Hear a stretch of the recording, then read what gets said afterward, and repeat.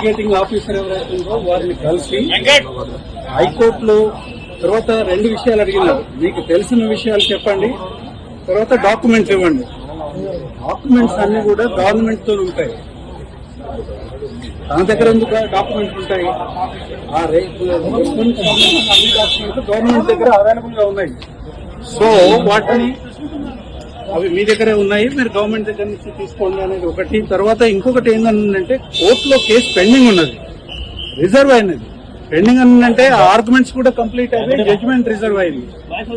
Judgement వచ్చేదాకా మీరు దీన్ని వాయిదా వేయండి. ఎందుకనంటే సబ్సిడీస్ ఉన్న దాంట్లో ఆల్రెడీ ఆర్గ్యుమెంట్స్ అన్ని కూడా చెప్పినాము. మా స్టాండ్ మొత్తం కూడా కోర్టులో చెప్పడం జరిగింది.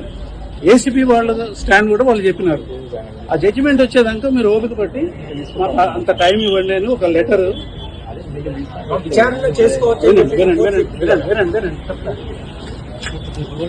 ఈ లెటర్ సబ్మిట్ చేయడం జరిగింది. ఈ సబ్మిట్ చేయడానికి ఇది కలిసి సబ్మిట్ చేసేదానికోసము మేము వచ్చాము.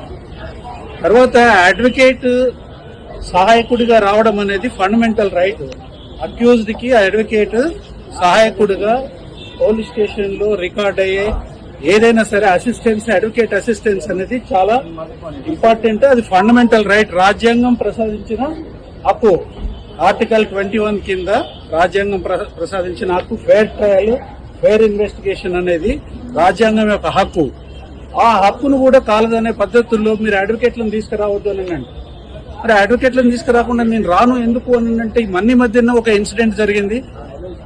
పట్నం మహేందర్ రెడ్డి గారు మాజీ ఎమ్మెల్యే, మాజీ ఎమ్మెల్సీ, వారిని బజార్లో ప్లేన్ క్లోజ్ లో ఉన్న పోలీసులు అరెస్ట్ చేసి తీసుకొని పోయి అతను ఒక్క ప్రశ్న కూడా అడగకుండా అతను ఏదో కన్ఫెషన్ ఇచ్చినాడని మొత్తం అవాస్తవాలన్నీ కూడా రాసి ఆ కన్ఫెషన్ ఆయన ఇచ్చినాడని చెప్పి కోర్టులో వేసినారు.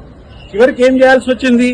అందులో కేటీఆర్ గారి పేరు చెప్పి ఆ కన్ఫెషన్ తయారు చేసి ఒకటి ఫ్యాబ్రికేట్ చేసి కోర్టులో వేస్తే చివరికి ఆయన అది చూసుకొని నేను అసలు కన్ఫెషన్ ఇవ్వలేదు, నన్ను స్టేట్మెంటే తీసుకోలేదు అని అతను మళ్ళీ కోర్టు దగ్గర ఒక అఫిడవిట్ ఇచ్చి దాన్ని ఆ కన్ఫెషన్ ని డ్రాప్ చేయించినది. ఆ సోకాల్డ్ ఫేక్ కన్ఫెషన్ ఏదైతుందో దాన్ని డ్రాప్ చేయమని పిటిషన్ వేయాల్సిన పరిస్థితి ఏర్పడింది. ఇవాళ అది జరగకూడదని ఏమున్నది? లోపలికి పోకుండా వస్తే అది ఏసీపీ విచారణకు అగెన్స్ట్ కదా? కాదు, అడ్వకేట్ వెళ్ళొచ్చు. కోర్టులో అనేక సందర్భాలలో ఇట్లా రిఫ్యూజ్ చేసినప్పుడు మేము కోర్టుకు పోయి డైరెక్షన్స్ తీసుకుని అడ్వకేట్ అసిస్టెన్స్ విచారణ సందర్భంలో ఉన్నది. ఎందుకనంటే ఒత్తిడి చేయకూడదు, తర్వాత లేనిది రాయకూడదు, కానీ చెప్పంది కూడా చెప్పినట్టుగా రాయకూడదు. వీటన్నిటికీ అడ్వకేట్ అసిస్టెన్స్ అవసరం. విచారణకి పోయి కోఆపరేట్ చేయడానికే కదా మేము వచ్చింది ఇక్కడికి. వాట్ నెక్స్ట్ అనేది వాళ్ళు చెప్పాలా.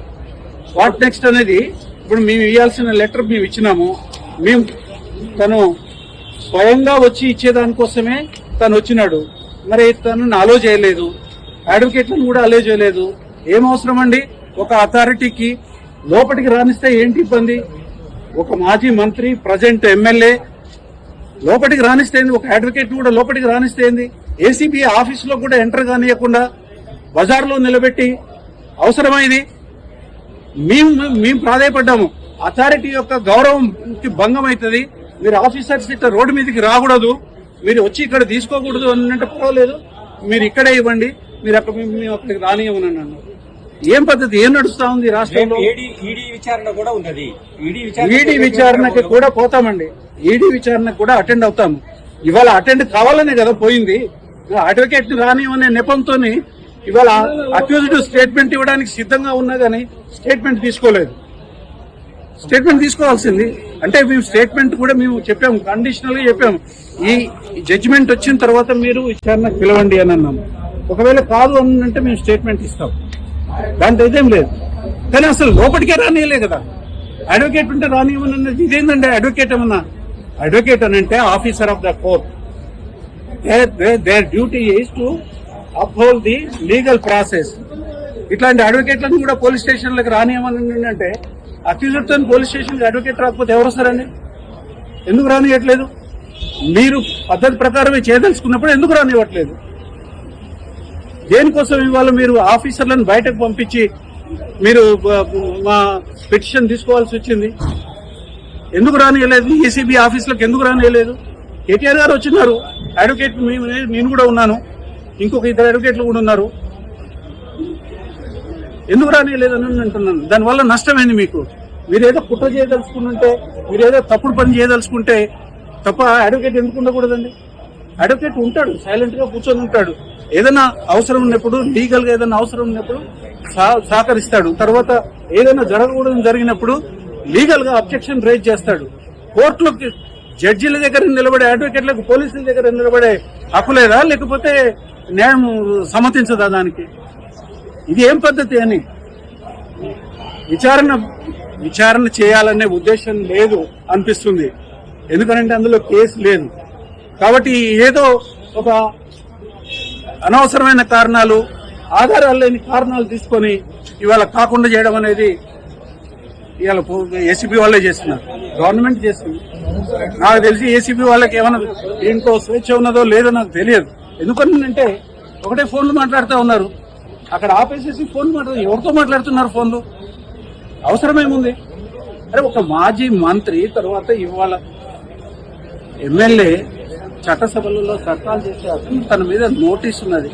ఆయన తనతో పాటు ఒక అడ్వకేట్ ను తీసుకొని హక్కు, అడ్వకేట్ అనేది హక్కు, advocate assistance right, fundamental right తీసుకొని వస్తే ఈ అడ్వకేట్ ఉన్నాడు కాబట్టి నేను లోపలికి రాని అంటే నేను వెనకాల ఉద్దేశాలు తప్పనిసరిగా ఇదేదో ఒక డ్రామా ప్రహసనం లాగా చేయాలనే ఉద్దేశమే తప్ప ఒక పద్ధతి ప్రకారం ఏమన్నా ఉంటే విచారణ చేయాలనే కోరిక ఏజెన్సీకి ఉన్నట్టుగా మాత్రం కనిపించట్లేదు.